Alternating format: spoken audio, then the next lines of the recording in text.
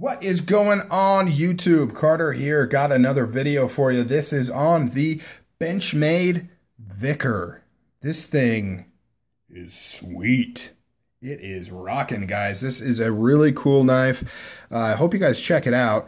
It may not be everybody's cup of tea, but I think it is a sweet, sweet knife. So this is designed by Shane Sibert. I want to say Sibert. Sibert sounds cooler. I'll go with Sibert. Shane Sibert, who collaborates with Benchmade on a bunch of stuff. He did the MPR, the big version of that knife. He did the Adamas right here, as well as the fixed blade Adamas. So yeah, he's done a number of designs with Benchmade. He has a very distinctive design look to him, as you can see, compared to the Adamas here. You can definitely see the similarities between these two knives, but they're actually very different animals. Very, very cool stuff. So anyways, I'm not going to really do a comparison between those two. We're just going to talk this knife. Let's get the specs out of the way. The blade length is just under 4 inches, about 3 3/4, or maybe you could say 4. It kind of depends on how you like to do your measurements, but you get an idea of the size there. 9 3/4 overall. Weight on this thing is, I'm not sure what the weight is. I will say that I was surprised at how light and nimble it feels for how big it is. However, I'm thinking that the weight's going to come in pretty high. Yeah, 6.4 ounces, but like I said, it surprisingly feels very nimble and very light in the hand. You can see how wide this blade is. To me, I want to say this is a Bowie blade. It's a clip point, but some people call it a modified Tonto. So it's really kind of a very unique blade shape. It does have Tonto-ish features with this sharp drop right here, but it doesn't actually have a separate grind, or at least not a visual separate grind right here and this piece like you'd see on an actual Tonto, but it does have kind of a clip taken out of the top here. So whatever you want to call it, I think it is sweet. Now it's a lot different than the prototype that was shown in Blade 2014, I want to say. 13, 14, something like that. They showed a preview of this knife, what it was going to look like, and it had a crazy blade, a freaking crazy blade. A lot of people are disappointed they went away from that. Personally, I'm glad they did, because I like this one better. I mean, I like the uniqueness of the one they showed. It's different, you know, which is cool, but really, I like this blade shape, and it's a lot more practical, easier to sharpen, easier to use. I really like that, but I'm a fool for clip point blades, which is what I'm kind of calling this. This blade shape is just really sweet. You can see that fuller right there. Holy crap, I love this blade. It has Benchmade's beautiful stone washing on here. Now, they do a number of different stone washes. This is a true full stone wash. Sometimes they do kind of like a satin stone wash. It's really weird. I'll show it on my Contigo when I do a review, unless I upload that one first. You know how it is. Time paradoxes with YouTube videos. But they do, like, if you put it in a certain light, it looks satin, but then you change the direction of the light and it looks stone-washed. It's crazy. This one is a pure stone-wash blade. It also comes in a black Cerakote-coated blade. You can see how thick that blade stock is right there, how thick that tip is right there. Oh, yeah. Dual thumb studs. Beautiful blade, beautiful blade. Steel on this is the S30V, tried and true, classic, high-end steel, good stuff. It's not cutting-edge fancy anymore, but it's still really, really good stuff. Let's get it focused. There we go. Yeah, there we go. So that's it for the blade. Handle is dual scale G10 over thick titanium liners. Look how thick those liners are. This is almost like a frame lock with G10 over the top of it. Serious. They've got a relief cut right here. It's so thick. Really, really nice. Well done. You can see the beveling done on both sides so that you have easy access to that lock bar. Done really, really well. Not quite centered. A little bit off. No big deal. Very, very nice. So over the top of these really thick titanium liners, you have a black piece of G10 that's smooth, and then you have a green, kind of a forest green piece of G10 over it with some texturing in it, and this is actually textured right here. You know, gives you a very solid grip. Now, I've taken this apart. Don't tell Benchmade. I took this apart without this green, thinking, hey, I want to see what it looks like without the green on there, just the black, and it doesn't feel nearly as comfortable. The The green pieces right here really help fill out that handle, help give you a good purchase on the knife, makes it more substantial in your hand. So I put them back on there, which I really intended to do anyways. I don't want to change the way this knife should look, but figured I'd give it a try while I had it apart, and I didn't like it, so I put that back on there. Got a clip right here, a little different than other Benchmade clips. I don't think anything else uses a clip like that. It is tip up, right-hand carry only. So it's not reversible, mainly because they would have to do like Cold Steel does and supply a separate left-hand clip, which they did not do. So it is right-hand carry, tip up only. I believe that that's a steel clip. I don't think it's titanium. I could be wrong. I don't think it is, though. I think it is steel. You can see how they had to cut out for the lanyard hole right there. Nice little touch. Just took that out. Little notch right there. G10 backspacer in there. You can't really see in the video. Actually, you know what? I think this might be titanium because it is anodized a light bronze, just like these titanium liners. So I am backtracking. I am flip-flopping. I'm going back to thinking this is a titanium clip. I'm gonna go with that. I'm gonna go with titanium. Hopefully I'll remember and annotate the actual material in the video itself, but we'll see how that goes.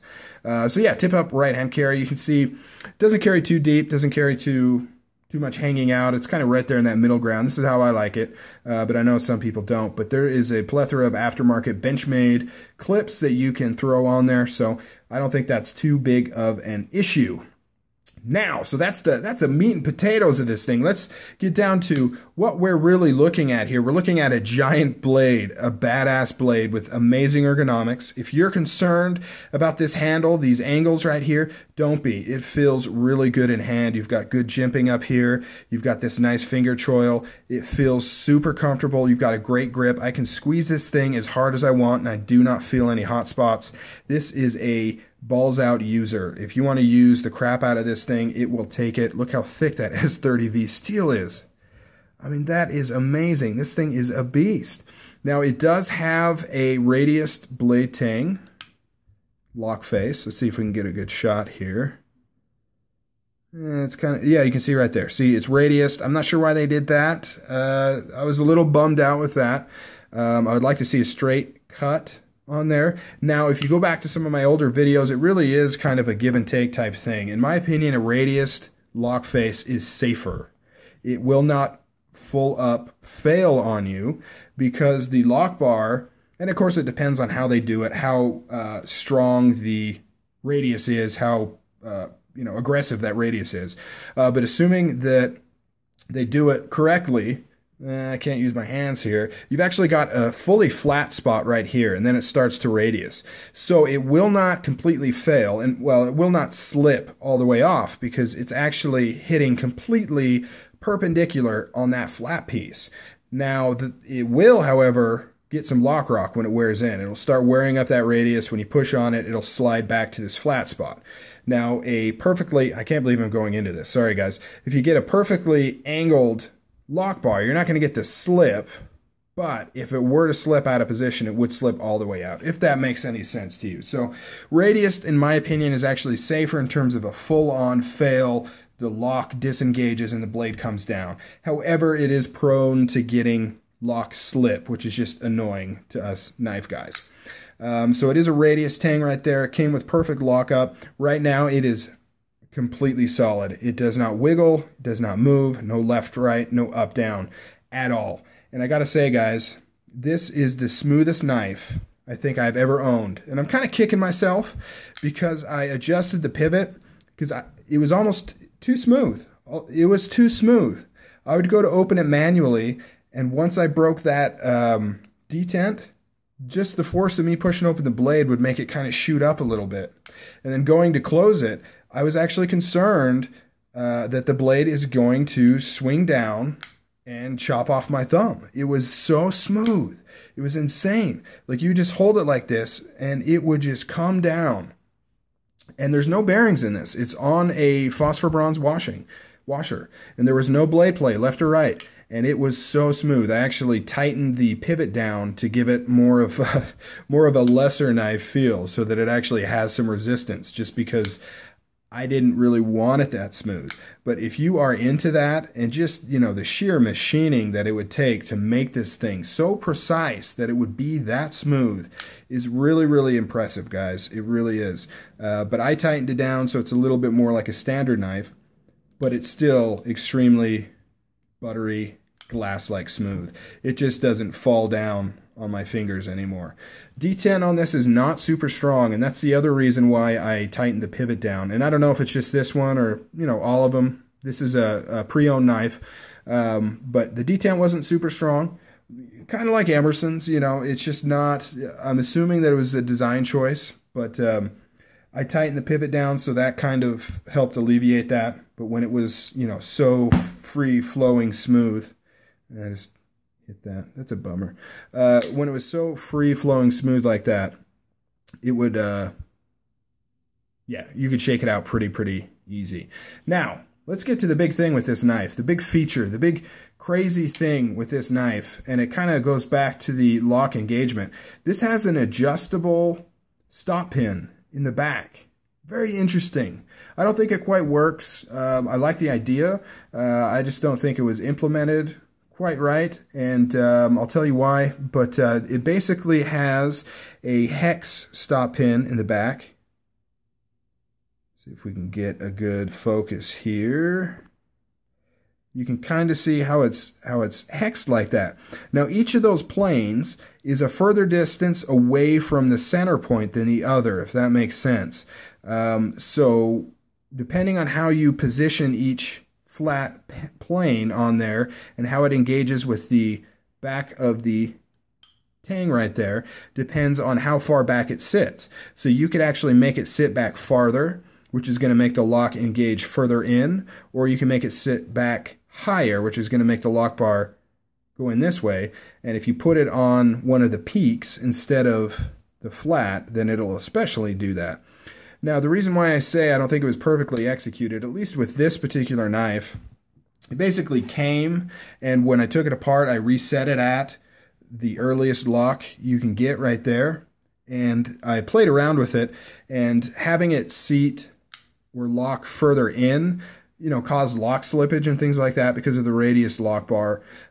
So I ended up just leaving it at the highest point right there. So really what I would like to have seen is maybe this kind of lock engagement being the medium length, so that as it wears in, you could move it up. Because as it stands, there's really not much you could do. I could make this seat in further, but it's gonna have some lock slip and things like that.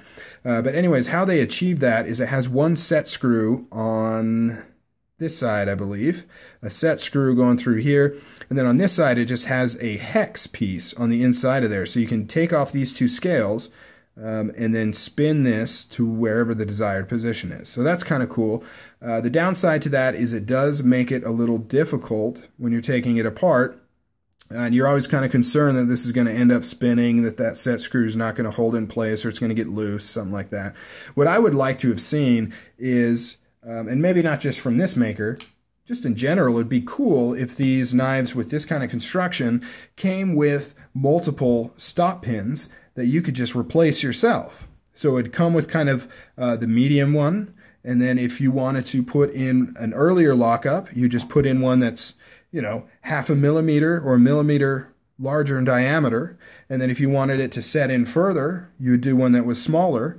And then as it wears, you could kind of adjust it yourself. Because a lot of knives like Emerson's and even Strider's, when you send it in for like lock rock and things like that, it's really all they do is they replace either the stop pin, or if they're using the thumb stud stop pin, they replace that with a larger diameter pin so that it sets different and resets the lockup basically. And I don't see why you couldn't just supply that. It would cost a little bit more. And you know, I guess the fear is that you'd have people messing around with their knife and screwing it up. But you know, I don't see why you couldn't, with something like this, just include that. They've already given you kind of an okay to turn this and change this, I assume.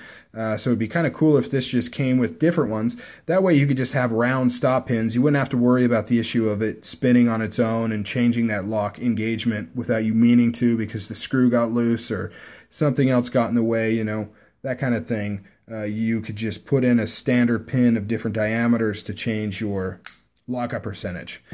Whew, sorry guys, went off on a tangent there. But it's, you know, at the end of the day, what I'm really saying is I don't think that was necessary, and it added extra complications in this knife. Not that it's a big deal. It's a minor complaint. I would just, you know, in my opinion, it should have just came at this lock percentage with just a standard pin, and that's it. You know, but I applaud them thinking about this kind of thing. You know, like I said, I just think it could have been done a little bit different to a greater success. But we'll see how it goes. You know, we'll see how this works. But other than that, though, right, this thing is a freaking awesome blade. It is so cool. I really like it to the point where I may pick up the black-coated version in the future just so I can have both of them, because it's that cool. All right, guys, I'm out of here. Give me a like, give me a subscribe, give me a comment. Let me know what you think of this. Let me know if what I said was even coherent. I kind of went off on this whole stop pin thing. Did that even make sense to you guys? How I was explaining what this is and how it works and how it was meant to be designed and how I think it could be done different. Let me know if that made any sense at all. Let me know how you're doing. Just let me know in a comment. Give me a thumbs up. See you guys in the next video. Till then, later.